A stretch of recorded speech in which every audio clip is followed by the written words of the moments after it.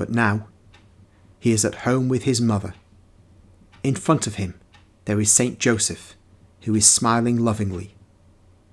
And there are his little cousins, who admire him, and his Aunt Mary of Alphaeus, who is patting him. He is happy. My Jesus needs love to be happy, and in this moment, he has it. He is dressed in a loose woolen tunic, which is a light ruby red colour. It is soft, perfectly woven in its compact thinness. Round the neck, in the front, at the ends of the long wide sleeves, and at the bottom of the tunic which hangs down to the ground, so that only his feet can be seen, there is a Greek fret, which is not embroidered, but woven in a darker colour into the ruby of the tunic. He is wearing new sandals, which appear to be very well made. They are not just the usual soles tied to the feet by means of straps of leather. His tunic must be the work of his mother, because her sister-in-law admires it and praises it. His lovely blonde hair is already somewhat darker than when he was a little boy, with auburn reflections in the curls ending under his ears. They are no longer the soft, graceful curls of his childhood. It is not yet the wavy long hair of his manhood, reaching down to his shoulders, ending there in a soft, big curl, but it already resembles more the latter in its colour and style. "Here is our son," says Mary, lifting her right hand, which is holding Jesus' left one. She seems to be introducing him to everybody and confirming the paternity of the just man who is smiling. And she adds, "Bless him, Joseph," before leaving for Jerusalem.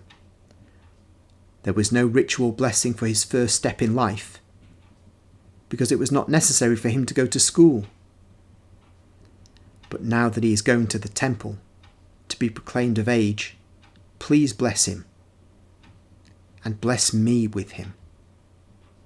Your blessing, Mary sobs softly, will fortify him and give me strength to detach myself a little more from him.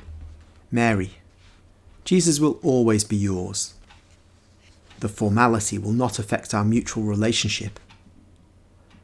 Neither will I contend with you for this son so dear to us.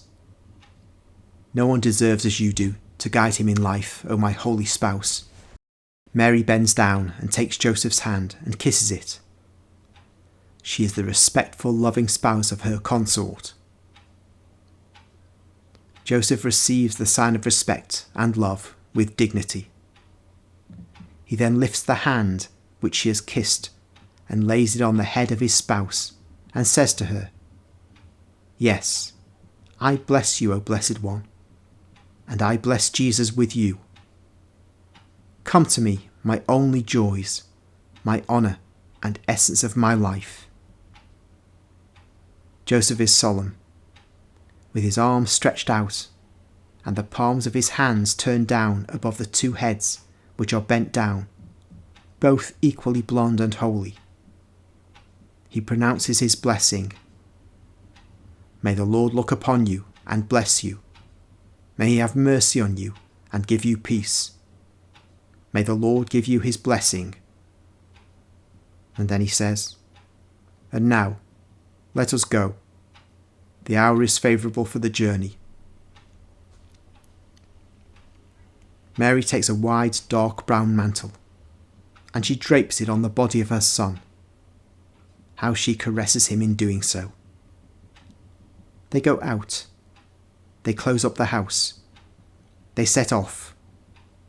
Other pilgrims are going in the same direction. Outside the village, the women separate from the men. The children go where they like. Jesus stays with his mother.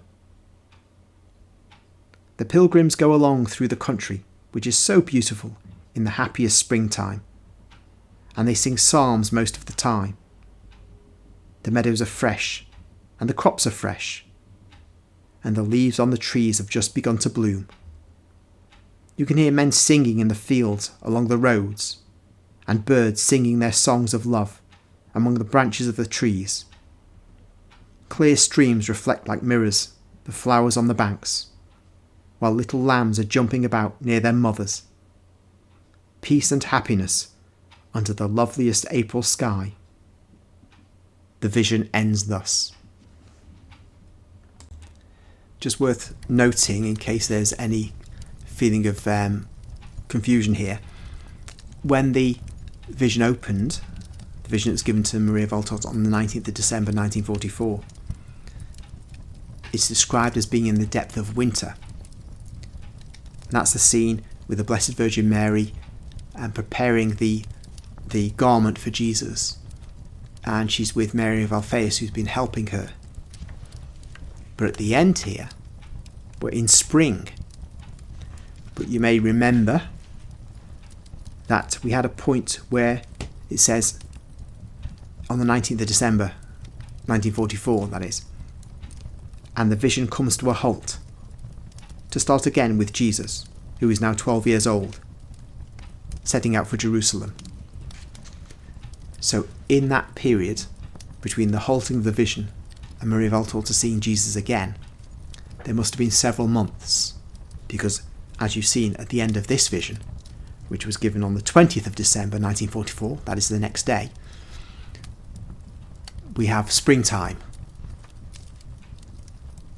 Also, you'll note that on the 19th of December, that Maria Voltort has a partial vision of what she then gets more fully on the 20th of December, so she repeats the vision to some extent.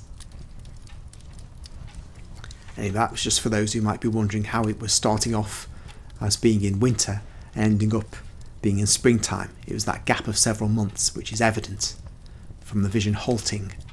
And that's another point. Jesus is in complete control of these visions. He's letting Maria Voltort see what he wants her to see. He's changing the scenery as and when he wishes for her, so that she gets, for our sake, the things which are most important to know about his earthly life.